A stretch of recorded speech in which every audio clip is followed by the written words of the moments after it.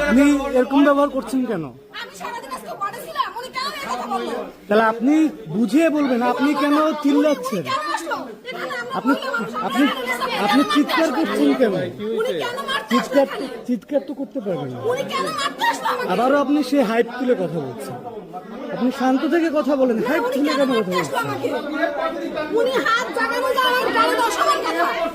তিনি কি হন? এই যে যিনি মারা গিয়েছেন তার কি হন আপনি জানেন?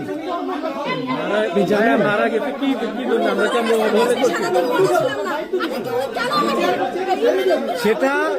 সেটা হচ্ছে, আপনারা যদি এখানে চিল্লাচিল্লি করেন, এখানে যার স্বজন যারা আছেন তারা চিল্লাচিল্লি করতেছেন, মানে আপনারা যদি করেন ওয়েট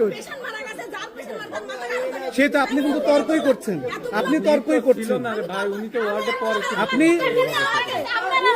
তর্ক করছেন কেন? আপনি বুঝুন না করে সে তর্ক করছে কেন? এই যে এখনো দেখেন, এই দেখেন, এই দেখেন।